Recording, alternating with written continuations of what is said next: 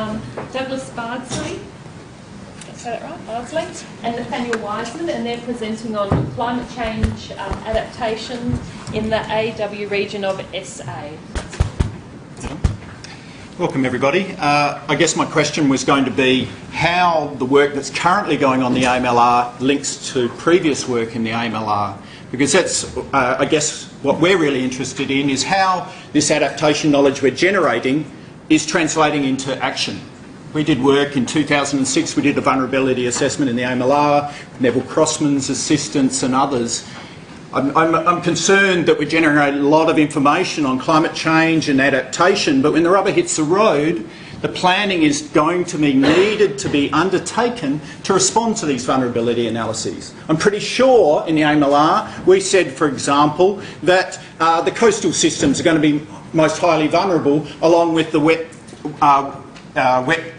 dependent systems of the lower Fleurieu lakes. Very similar findings. Great. How do we deal with that? And that's what this work has been trying to do. And it follows on from the work we did previously in the Mount Lofty Ranges, that we need to start as scientists engaging with decision makers so strongly that they're unavoidably going to have to include climate change in their planning. And that's what we've done with the AMLR from 2006 to 2010 and in the Alinytjara Wilurara in the last 4 or 5 years. Not that they were battling against it, in fact they were very keen to have significant climate change information, and I want to acknowledge some fantastic support. Nat Wiseman was researching with me throughout that last 5 years, or Louisier has been supportive of this along with Neil Collins from the AW and Parry Aegis as the presiding member for all that time, or most of that time, has been a fantastic advocate for incorporating climate change risk within these systems. The Alinytjara Wilurara is a long way from the AMLR NRM region, spatially, culturally, socio-ecologically. It's fundamentally different, and that made an interesting comparison as we have with the work we've been doing. This work is well published now over the last 4 or 5 years. I'm happy to provide any of these publications if you're interested in them. And it developed from the work that we did with Susan Sweeney and Jeff Rogers in the AMLR, which was very much focused on saying we're going to have so much uncertainty on climate change forever that unless we start engaging fundamentally, prioritising engagement with those key stakeholders, we're always going to be chasing our tails on climate change. We need to work very closely with people, recognise that a lot of our systems are stuffed or pretty close to it anyway, and start recognising that climate change is only going to be part of those recognition of those responses. If you look at, for example, the regional impacts already, irrespective of climate change in the Alinytjara Wilurara, there's fundamental changes going on up there. A lot of them are associated with buffelgrass and the broad-scale introduction of that invasive South African species across the region. Camels, etc., etc. Invasive species are fundamentally impacting on that region. The bushfire risk in the area has increased dramatically in association with a removal of what has been a traditional mosaic fire burning system within that region. There's very important dry riverbeds which are foci for important biodiversity conservation as well as very arid impacts. So when we looked at climate change implications, the information coming from the CSIRO was suggesting that the whole region is going to dry in the future. In fact, there's a wetting trend, at least along the north and the western edge of the fringe, perhaps associated with an intensification of the Australian monsoon. The south is getting a little bit drier, but again, they're getting a lot of those northwest cloud bands in summer, so even if they're getting less rainfall in the winter, they're getting more rainfall in the summer, which in some ways balances it out. The focus of our work has been primarily associated with the social learning approach. This is where you focus on working with the decision makers and the communities. It's not generating information and handing it over, it's saying that unless you work closely with these decision makers at different levels in different ways all the time, you're not going to be able to present them with the type of information that's developed organically and in association with them about risk to generate change. And so we've been really emphasising that initially all the time, working with the AW very closely, but a series of workshops with communities from 2010 and 2011 developed a vulnerability analysis and also started to raise awareness of the work. We then followed on to look at community monitoring of environmental change and opportunities with those, and that led a series of interviews with key stakeholders in that field. And then we looked at opportunities, and this came from Stream 2 funding. Previous funding had come through the AW itself, of opportunities for spatial and temporal adaptation, so we could target specifically where some of those responses could be. Initial workshops were in a series of communities, but a lot of those communities were saying, okay, we've got climate change, we're not all that exposed and sensitive because we've already got fundamentally tough climates. But climate change might actually improve things, particularly in the north there. You might get significantly more rainfall. But nevertheless, there are going to be impacts. There's, for example, like to be longer dry spells and more intense rainfall events. And that's what we focused on, and it worked really well to do ask those types of questions, because all the communities had experienced the decadal drought in the first decade of this century, as well as the flood events of 2011. So both of those two key indicators of climatic impacts were very at the forefront of people's minds. The type of issues, though, that were, when we talked with people, we talked about climate impacts, but this type of thing came through. You might be interested in plants, you might be interested in climate, but here people come first, and they must be the focus of programs. We want to have a ranger here. There is big work here, and we're never going to do it all. And this is from Wateroo, which subsequently the community was temporarily depopulated due to failed services for a significant period. So climate change is going to impact on these systems. It's going to impact on our coastal systems along the AMLR, just as it will impact on the coastal systems of the Alinytjara Wilurara. But a lot of these systems are failing. We shouldn't pretend that these systems are all going nicely and climate change is just going to interact with them. In this system, the system is fundamentally at disequilibrium in relation to the way that people have traditionally worked with that environment.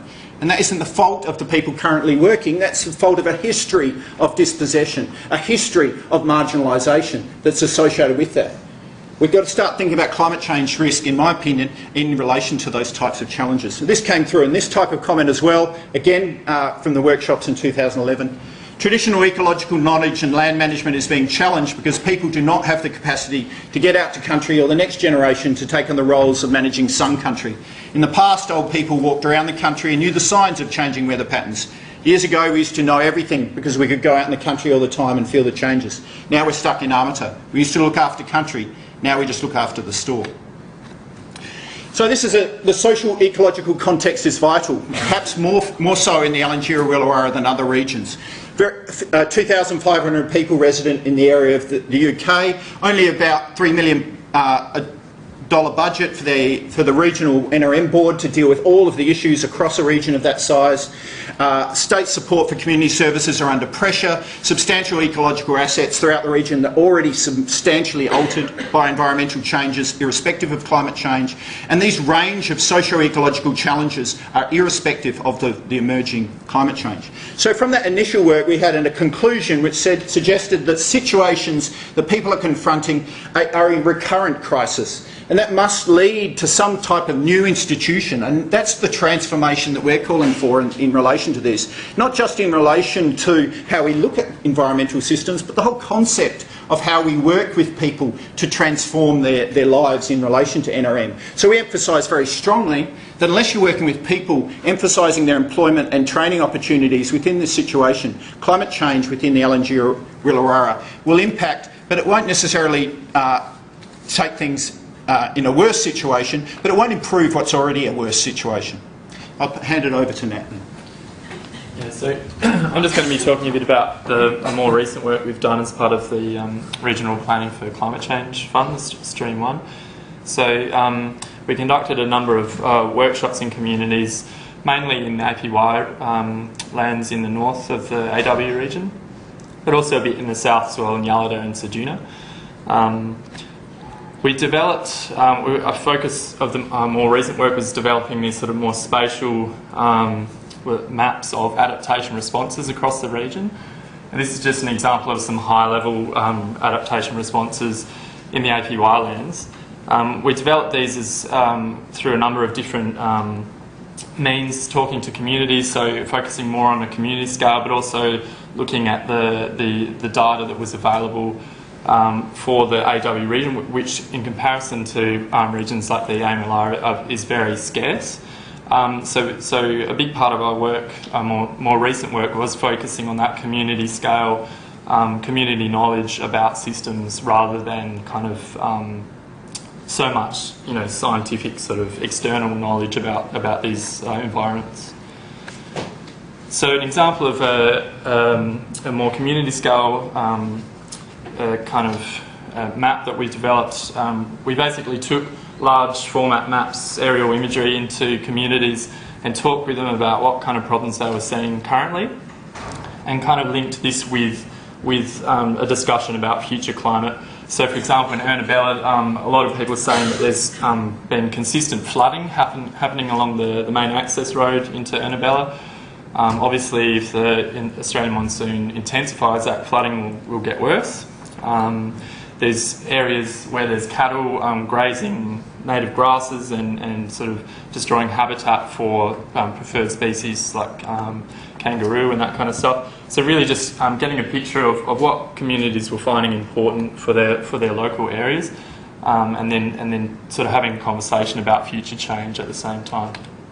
So that sort of covered the spatial facet of our workshops, but we also brought along seasonal calendars, and we developed a very generic calendar for the APY lands, but then in conversations with communities, developed specific calendars for each community. So this is for Nyapuri, and what was interesting is that each community highlighted sort of different seasons and recognised different seasons as part of their sort of yearly cycle. And we found that the seasonal calendars were actually a much more effective tool for talking about climate change, because obviously climate change is quite an abstract concept, but when you're talking about seasonal change, what people have been noticing, is the springtime coming earlier, or is it hotter, or has certain flowering plants been flowering earlier, and that kind of stuff. That was much more effective tool for talking about changes. Another sort of potential opportunity with these seasonal calendars is using them as a future monitoring tool. So obviously Anangu are going out on country already. They're already observing all of these kind of seasonal phenomena, but if we could somehow integrate them into, and AW is looking at this now, integrating some of these observations into a more formalised monitoring program where this information about timing of events is recorded over time, and potentially allowing people to look at how things are changing. Are certain species flowering earlier and that kind of thing? So it has a good potential for future use as well.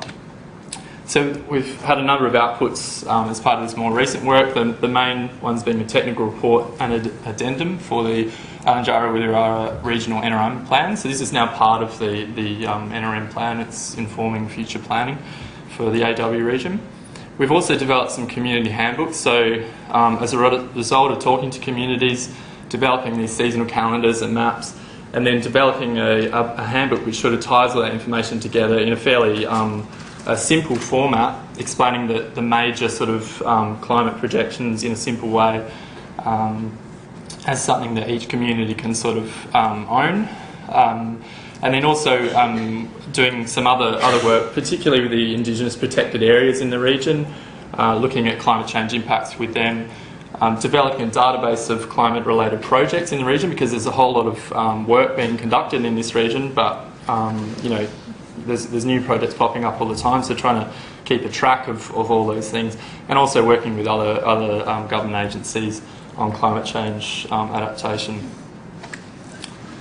So, did you want to... we just need to wrap it up now. So there are some good outcomes from the work. It's led to some ongoing focus studies, but political ecologies remain so fundamental up there. And it's an important message, I think, that climate change is going to interact with all of these complexities so strongly, and there's no more complexities than what you see up in those very marginalised communities, Indigenous communities. And thanks very much to Nat for all his work in this area.